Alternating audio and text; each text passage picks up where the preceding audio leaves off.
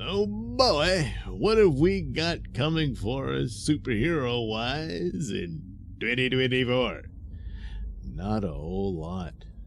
Here we are at the Direct. I don't know why that makes me chuckle. With this headline here, every superhero movie still coming. Just kind of thought maybe some wouldn't. Well, whatever. Ranked by excitement level. Yeah, so I guess they start with the absolute worst first. Look at this guy. And I don't think anyone's interested for this version of The Crow. Not that I was a big Crow fan, I briefly glanced at the comic book. I did see the Brandon Lee movie. It was all right. There was going to be one with Jason Momoa, and I think they shot some stills of him in the makeup and stuff, and he pretty much looked like the character that how Brandon Lee did it. Probably should have gone with that. Instead, it's this. So there you go. The Crow. Coming June 7th. Oh boy, are you excited? Well, it's almost here. Almost. Next up, Kraven the Hunter. Well, if you loved Morbius and Madam Web, actually Morbius is probably the better of those three. So that should tell you something. This is just awful.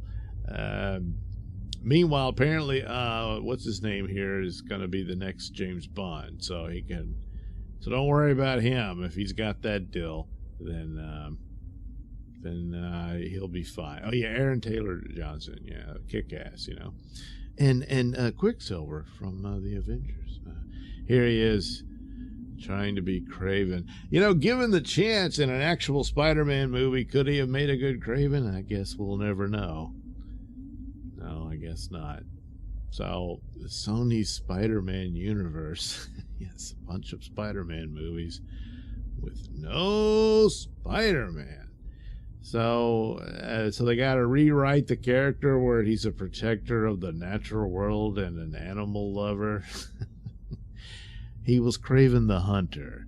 He hunted animals until he got bored with that and started taking on tougher game like human beings or superpowered ones like Spider-Man. You take that away, there's no Kraven the Hunter. I don't know who this guy is, but he's not Kraven. That's a big pass on that. So the movie does boast a stacked cast. Russell Crowe, I think Russell Crowe plays his father, Ariana DeBose, and more. Kraven will be joined by more Spider-Man villains with the Foreigner, Rhino, and Chameleon. Wow. Well, is that enough to get you excited? Well, it's coming in August, at the end of August, so you still got a ways to go. But oh boy, at the end of summer, you get Kraven. Meanwhile, their only successful Spider-Man, not Spider-Man entity was Venom, of course, which we now realize was just something of a fluke in that first Venom movie, even though it's pretty far removed from the actual story as well. Although Eddie Brock was still the character, and he was a reporter, so, they had that in there.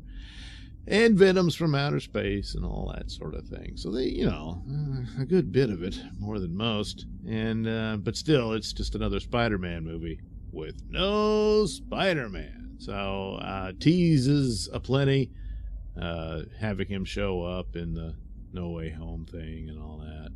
But it doesn't mean anything. Then that second movie with Carnage, seems like, hey, that should have been cool. It wasn't. So, not really looking all that forward to Venom 3, but I suppose there's something of a chance of it being all right as the final go-around for this character. Certainly more than Kraven. So, who knows? Maybe. but I doubt it. Anyway, that's headed your way in October. All appropriate because, oh, he's scary and creepy looking. So you get that in October. How about that? Huh? All right, now the first of this list that has a shot, Joker, Folie à Deux.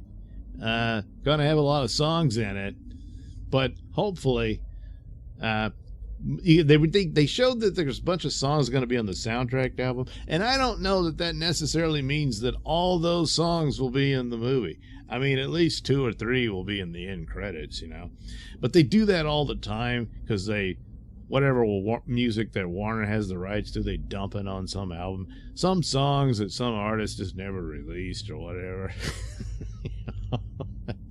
And inspired by the film. Was it inspired by the Joker film? No. But it was a bunch of songs they had access to. They could have used it, but didn't. Hopefully that's more of the case. As far as actual musical scenes and whatnot, well, that would fit in with the sort of crazy surrealism of the original film and going into this one when you have 2 crazies. And you would think that that's her sort of romantic view of this whole story. And she has these musical fantasies about Joker, So, and handled well, that could work, even though I'm not a musical fan. No. So, there you go, of course. But, the first one was so good.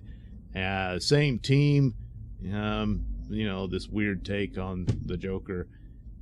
It might work, so it's got a shot. Way more than the rest, And so finally, the one that will undoubtedly, in October, Joker, another Halloween movie. Oh boy. Of course, this one will be a big winner, even if it doesn't deserve it. But it's your best bet as far as superhero fare goes for this year, being the third Deadpool movie, Deadpool and Wolverine together at last. And Deadpool finally found his clothes. So there you go. Multiverse shenanigans, even Loki's guys that the TVA show up. All that stuff. Oh, you don't know what that is. That's right. You didn't watch that show on DP? Don't worry. You're not alone in that. Now, within the film itself, it could be explained so that you didn't need to. So I guess that'll be fine.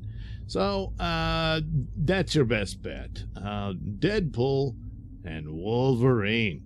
So, oh boy, what a year we still have ahead of us for superhero stuff in the theaters. I know I can hardly contain my excitement. So this will be July 26th, 2024, for Deadpool and Wolverine. Hey, do you think the female Silver Surfer will make an appearance that Disney decided to announce after their proxy war victory? Hey, how come you didn't mention that before? Yeah, you were going to change course, right? No. Deadpool and Wolverine, like I said, will do well, and they'll think, oh, look, Marvel's back and all that stuff. No, it just means Deadpool did a good Deadpool movie. It's the third movie, most likely the final Deadpool movie, although, I mean, Wolverine's still there, so, I mean, he was supposed to be gone a while. But odds are, yeah, it's a goodbye movie to this series of Deadpool films that cultivated its own fandom, And then you can go right back to the gutter with what they've got left. After this, I guess next year it's Captain America, currently being reshot for probably the upteenth time. Oh, someone forgot to write a script, so yeah. And then eventually Fantastic Four with female Silver Surfer. Yeah. Hey, I wonder what Galactus is going to be. Your guess is as good as mine.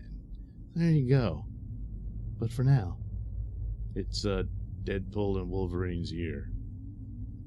Even if it's bad, won't matter. Because, people like them. Yeah, that's that.